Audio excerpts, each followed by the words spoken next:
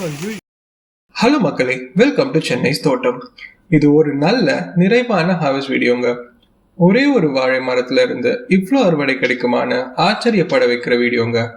முழுசா இந்த வீடியோ பாருங்க, உங்களுக்கு கண்டிப்பா பிடிக்கும். இந்த வாழைத்தாரை கையில எடுத்தோன்னே அவ்வளோ சந்தோஷங்க. அது வேற எல்லா துணி காய வைக்கிற கம்பிலையும் மாட்டிக்கிச்சு. ஒரு வழியா அதை எடுத்துட்டேன். வெயிட்டாக தாங்க இருந்துச்சு. வீடியோ எடுக்கிறதுனால எந்த ரியாக்ஷனையும் மூலிகளை காமிக்கல. அதுவும் இது நேந்திரம் பழம் தாறு வேற, செம வெயிட்டுங்க. ஒரு நேந்திரம் வாழைக்கண்ணு பின்னாடி வீட்டில் இருக்கவங்க கேரளால இருந்து வரப்போ கொண்டு வந்து நட்டு வச்சிருந்தாங்க. அந்த நேந்திரம் வாழையை சுத்தி 10-15 கண்ணு வந்துச்சுங்க. அவங்க அறுவடை செஞ்சதும் ஒரு கண்ணு எங்களுக்கும் கொடுத்தாங்க. அதை நாங்க நட்டு வச்சோம். அது கொலை தள்ளி பழம் எல்லாம் பழுக்க ஆரம்பிச்சிருச்சு. அதை தான் அறுவடை செய்ய போறோம். டேங்க் ஓவர்ஃப்ளோ ஆச்சுன்னா தண்ணி கொட்டுற இடத்துக்கு பக்கத்துல தான் இந்த கண்ணை நட்டு வச்சிருந்தோம். அதனால இந்த வாழைக்கண்ணு நல்லா செழிப்பா வந்துச்சுங்க. இந்த மரமே கிட்டத்தட்ட 20 அடிக்கு வளர்ந்துருச்சுங்க. கொஞ்ச நாளைக்கு முன்னாடி தான் இதுல இருந்து எடுத்த ஒரு பெரிய வாழைப்பூவை சமைச்சோம். இப்போ வாழை அறுவடை பண்ணலாம்னு பார்த்தா தனியா இந்த மரத்தை வெட்டி என்னால் அறுவடை செய்ய முடியாதுங்க. இதுக்கு ஒரு ப்ரொஃபஷனல் தான் வேணும். அதுக்கு தான் எங்க வீட்டில் எப்போதுமே வர தோட்டக்காரரை கூப்பிட்டோம். அவங்களுக்கு இதெல்லாம் பழகினது தாங்க. ஈஸியா எவ்வளோ பெரிய மரம்னாலும் ஹேண்டில் பண்ணிடுவாங்க.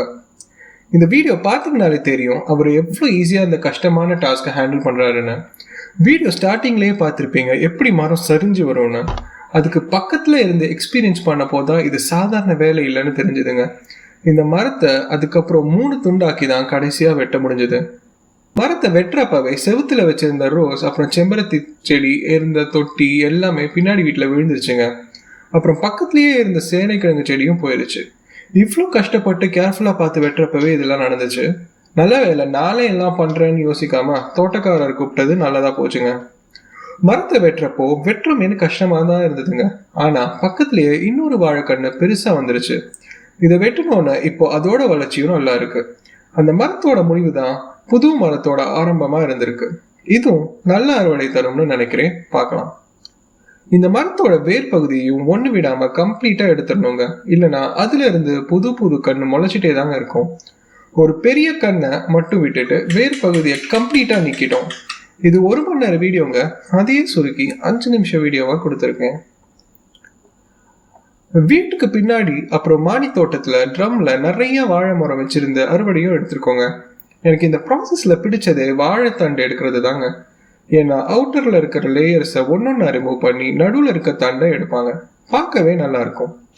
இப்போ தோட்டக்காரரும் அதை தான் பண்றாரு. 2 பெரிய தடிமனான வாழை மரத்துண்டு இருக்கு. அதுல இருந்து தான் இப்போ தண்டு எடுத்துட்டு இருக்காருங்க. இதுல அடித்தண்டு ரொம்ப ஸ்பெஷலுங்க. அதுல ஃபைபர் கண்டென்ட் ரொம்ப ஜாஸ்தி. அதையும் அழகா வெட்டி கொடுத்துட்டாரு. இதாங்க நான் சொன்னேன், ஒரு வாழை மரம்னு எடுத்துக்கிட்டா எவ்வளோ பயன் தருது பாருங்க. மரம் வெற்ற முன்னாடி தேவையான இலையெல்லாம் எடுத்துக்கிட்டோம். ஒரு பெரிய பூவும் அறுவடை செஞ்சுக்கிட்டோம். இப்போ எவ்வளோ வாழைத்தண்டும் பழமும் தருது பாருங்க. நான் எந்த உரமும் போடலைங்க. தரையில இருக்க சத்தையே வச்சு வந்துருச்சு. பிளஸ் இந்த இடத்துல முன்னாடியே சொன்ன மாதிரி தண்ணி இருந்துட்டே தாங்க இருக்கும்.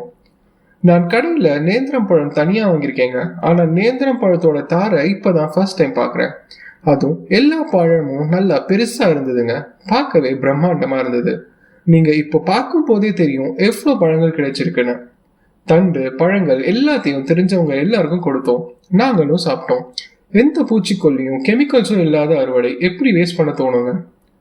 அறுவடை செஞ்சதும் எடுத்துட்டு வந்து இப்படி டேபிள் மேலே வச்சு பார்க்கறதுல ஒரு பெரிய சந்தோஷங்க.